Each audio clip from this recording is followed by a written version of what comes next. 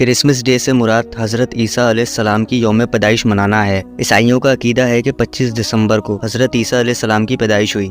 इसी खुशी में वो इस दिन को बतौर ईद मनाते हैं और खुशियों का एहतमाम करते हैं। दुनिया के मुख्तलिफ हिस्सों में क्रिसमस को मुख्तलिफ नामों से याद किया जाता है और आलम ईसाइयत में बड़े बड़े फ़िरके इस दिन को क्रिसमस के नाम से मुक़द्दस मजहबी त्यौहार के तौर पर बड़ी धूमधाम से मनाते हैं। लेकिन इस दिन हज़रत ईसा अलैहिस्सलाम की पैदाइश और दीन और मज़हब के नाम पर क्या क्या खुराफात अंजाम दी जाती हैं, आइए इसका ज़रा जायज़ा लेते हैं।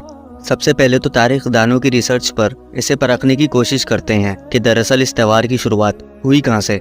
यूनिवर्सिटी ऑफ एंड्रियोस में शोबाए दीनियात और तारीख़ कलीसिया के प्रोफेसर डॉक्टर सैमुअल बिकियास क्रिसमस का मतलब यूँ बयान करते हैं कि क्रिसमस का लफ्ज़ बाइबल में मौजूद ही नहीं है, बल्कि ये दो अल्फाज को क्राइस्ट यानी मसीह और मैस यानी कैथोलिक रस्म को मिलाकर बनाया गया है, जिसका मतलब है कि ऐसी कैथोलिक रस्म जो 25 दिसंबर की रात को मसीह की विलादत के दिन की याद में मनाई जाती हो। हैरत की बात यह है कि ऐदनामा जदीद में मसीह की विलादत को हर साल बायसियत त्यौहार मनाने का इशारा तक मौजूद नहीं है। इंजील में मसीह की विलादत का तज़किरा इंतहाई मुख्तसर है और गिनती की चंद आयात पर मुश्तमिल है, जिससे पैदाइश की असल तारीख को मालूम करना मुमकिन ही नहीं है। प्रोफेसर हार्बर्ट डब्ल्यू आर्मस्ट्रॉन्ग क्रिसमस के मुतालिक लिखते हैं कि लफ्ज़ क्रिसमस का मतलब मसीह की रस्म है और ये त्यौहार इंतहाई गैर ईसाई मुशरिकों और प्रोटेस्टेंट्स के जरिए रोमन कैथोलिक चर्च के अंदर राइज हुआ और इन लोगों ने इसे कहाँ से लिया किसी को मालूम नहीं, जिसका मतलब है इस त्यौहार को खुद से गढ़ा हुआ है। ये ऐदनामा जदीद में मौजूद नहीं, बाइबल से नहीं और ना ही मुस्तनद हवारियों से साबित है जो कि हज़रत ईसा अलैहिस्सलाम के पैरोकार थे, बल्कि ये त्यौहार 4वीं सदी ईस्वी में बुत परस्त रोमन कौम की तरफ से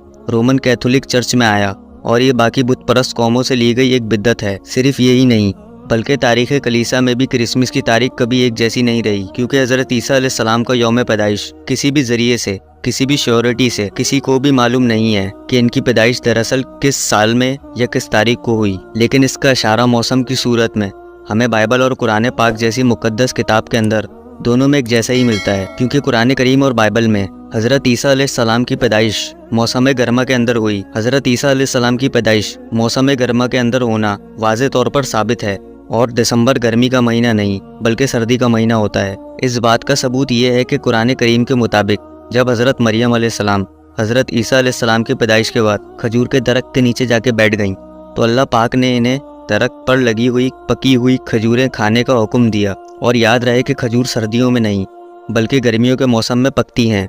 सूरह मरियम में अल्लाह पाक फरमाता है, बोली कि काश मैं इससे पहले ही मर गई होती और लोगों की याद से भी निकल गई होती। इतने में ही इसे आवाज़ आई कि दिल छोटा मत करो, तेरे रब ने तेरे पाँव के नीचे एक चश्मा जारी कर दिया है।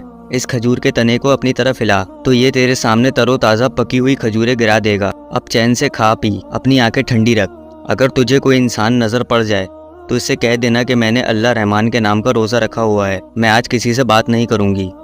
कुरान करीम के अलावा ईसाइयों की किताब बाइबल से भी ये बात साबित है कि हज़रत ईसा अलैहिस्सलाम की पैदाइश मुबारक या तो गर्मी के मौसम में हुई या फिर बाहर के मौसम में, क्योंकि बाइबल में दर्ज पैदाइश हज़रत ईसा अलैहिस्सलाम के मुतालिक जिस दिन हज़रत ईसा अलैहिस्सलाम पैदा हुए, इस रात गडरिया इर्द गिर्द अपनी भेड़ बकरियां चला रहे थे।